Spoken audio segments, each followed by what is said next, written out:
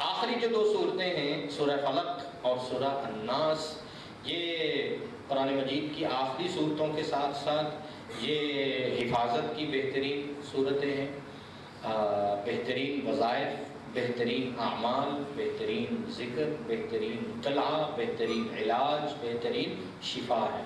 اور نبی کریم صلی اللہ علیہ وسلم جسمانی بیماری میں، روحانی بیماری میں، نظر کے لگنے میں، جادو کے ہونے میں نبی کریم صلی اللہ علیہ وسلم کا معمول تھا کہ سورہ فلق اور سورہ الناس کو پڑھا کرتے اور بچوں کو دم کیا کرتے، اور یہاں تک کہ نبی کریم صلی اللہ علیہ وسلم مرض الوفات میں جب بخار کا غلبہ ہوا، بے ہوشی طاری ہوتی، تو ایک نبی کریم صلی اللہ علیہ وسلم کو جب ہوش آیا تو ام المومنین سیدہ عائشہ رضی اللہ عنہا فرماتی ہیں نبی کریم صلی اللہ علیہ وسلم نے مجھے فرمایا عائشہ مجھ پر سورہ فلق اور سورہ ناس پڑھ کر دم کرو۔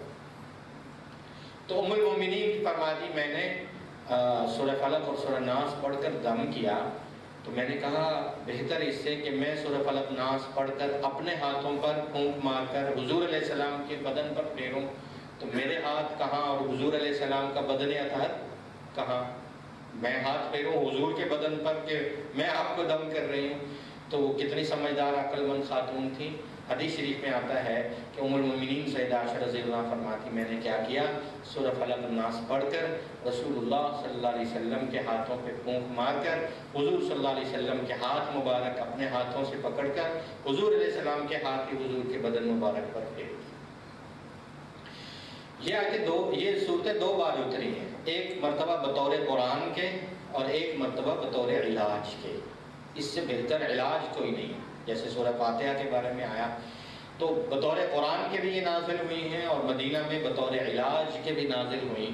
جب ایک کافر یہودی نے، لبید نے اور اس کی دو بیٹیوں نے نبی کریم صلی اللہ علیہ وسلم کے منہ مبارک، بال مبارک لے کر اس پر جادو کیا اور اس کو 11 گرے لگائے، تو نبی کریم صلی اللہ علیہ وسلم پر جادو کا اثر نہیں ہوا کہ جیسے تکلیف ہوتی ہے یا جادو کے جو نشانیاں ہوتی ہیں ویسے تو نہیں، لیکن یہ فرماتے ہیں کہ نبی کریم صلی اللہ علیہ وسلم کی طبیعت بوجھل پن تھا، کار نبوت میں فرق نہیں آیا، یاد رکھیے، اور نبی کریم صلی اللہ علیہ وسلم بستر پر نہیں گرے، یہ بھی یاد رکھیے، لیکن امت کی تعلیم کے لیے یہ بتایا گیا کہ اگر کسی پر جادو ہو جائے تو اس کا علاج کیا ہے۔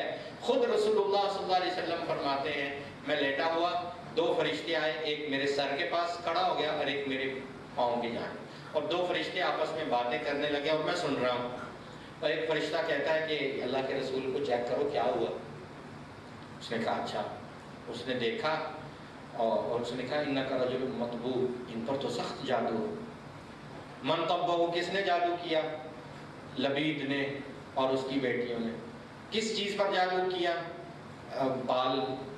کیسے جادو کیا؟ 11 گرے لگائیں۔ کس جگہ پر ہے؟ فلاں فلاں کنویں میں موجود۔ اور اس کا علاج کیا ہے؟ کہ وہ جو اللہ نے سورہ فلق اور سورہ ناس اتاری ہے۔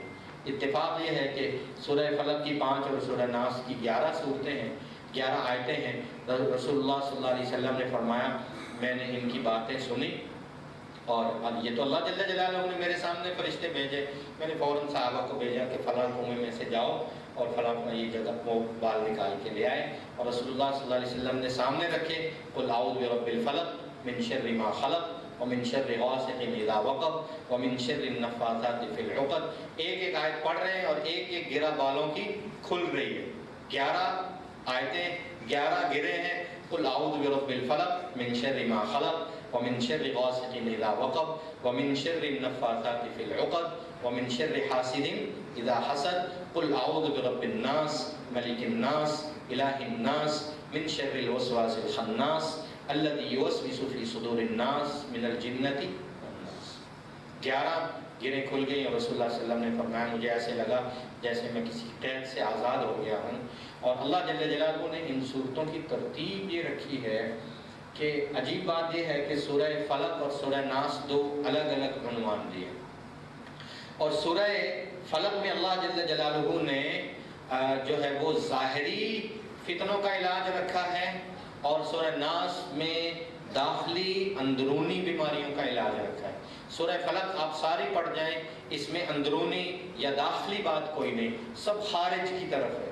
اور سورۃ الناس پڑھیں، اس میں سب داخلی اور اندرونی بیماریوں کا ذکر ہے، اس میں بیرونی نام کوئی نہیں۔ قل اعوذ برب الفلق کہہ دیجئے، صبح کے مالک کی پناہ میں آتا ہوں ہر اس چیز کے شر سے جو دنیا میں کائنات میں افق میں پھیل رہی ہے، اور اندھیری رات کے شر سے جب وہ پھیل جائے، اور ان تعویذ اور گرہ پر پھونک مارنے والیوں کے شر سے پناہ میں آتا ہوں، اور حاسد کے حسد سے جب وہ حسد پر اتر آئے میں اس سے پناہ مانگتا ہوں۔ یہ سب اس کا تعلق ظاہر سے ہے۔ اور سورۃ الناس کی جو 6 آیتیں ہیں ان کا تعلق باطن سے ہے۔ قل اعوذ برب الناس ملک الناس الہ الناس، میں پناہ میں آتا ہوں لوگوں کے پروردگار، لوگوں کے بادشاہ، اللہ کے معبود، انسانوں کے معبود کی پناہ میں آتا ہوں، وہ اندرونی وسوسہ ڈالنے والے کے شر سے جو دلوں میں وسوسہ ڈالتا ہے، شیطان مردود کے خناس کے وسوسے سے اور اس کے شر سے پناہ مانگتا ہوں، وہ جنات میں سے ہو یا انسانوں میں سے۔ اللہ جل جلالہ ہم سب کو یہاں قرآن مجید مکمل ہوتا ہے، اللہ جل جلالہ نے ظاہری باطنی فتنوں سے محفوظ فرمائے اور قرآن و سنت پر عمل کی توفیق نصیب فرمائے۔ ہاں، سنت یہ ہے کہ نبی کریم صلی اللہ علیہ وسلم جو قرآن مجید کو سورہ الناس پر ختم نہیں فرمایا کرتے، لہذا ہم سنت کے مطابق جیسے سورہ فلق اور سورہ ناس کی تلاوت کریں گے۔ اس کے بعد سنت یہ ہے کہ نبی کریم صلی اللہ علیہ وسلم سورہ فاتحہ کو شامل کرتے اور سورہ بقرہ کی ابتدائی 5 آیات پڑھ کے دعا فرمایا کرتے تھے۔ اور یہ ایسا کیوں کرتے ہیں؟ یہ بتانے کے لیے کہ قرآن مکمل ہوتا ہے، قرآن ختم نہیں ہوا کرتا، قرآن کی تکمیل ہوتی ہے، قرآن ختم نہیں ہوتا۔ اور قرآن مجید جیسے مکمل ہوا ہے، قرآن مجید مکمل ہونے کے ساتھ ساتھ قرآن وہ کتاب ہے جو دوبارہ سے شروع ہو جاتی ہے، اس کے کام اور اس کاز، اس کا مشن، اس کی تلاوت یہ جو ہے وہ قیامت کی صبح تک بھی جاری رہے گی، اور قبر میں بھی یہ کام آنے والا ہے، اور جنت میں بھی بطور تلاوت کے قرآن پڑھا جائے گا۔ قرآن کو کبھی بھی اختتام نہیں ہوتا، لہذا سنت کے مطابق سورہ فلق، سورہ ناس، سورہ فاتحہ اور سورہ بقرہ کی ابتدائی آیات کی تلاوت کی جاتی ہے۔ بسم اللہ۔ قل اعوذ برب الفلق من شر ما خلق ومن شر غاسق اذا وقب ومن شر النفاثات في العقد ومن شر حاسد اذا حسد۔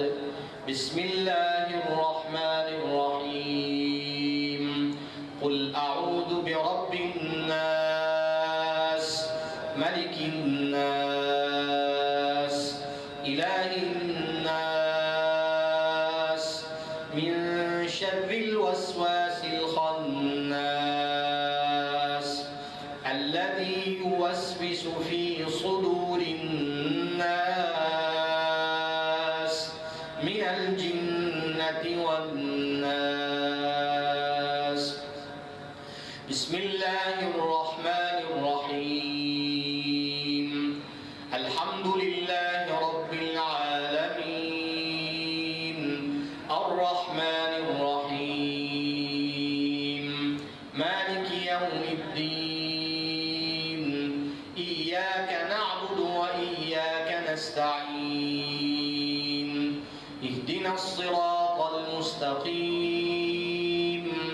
صراط الذین انعمت علیہم غیر المغضوب علیہم ولا الضالین۔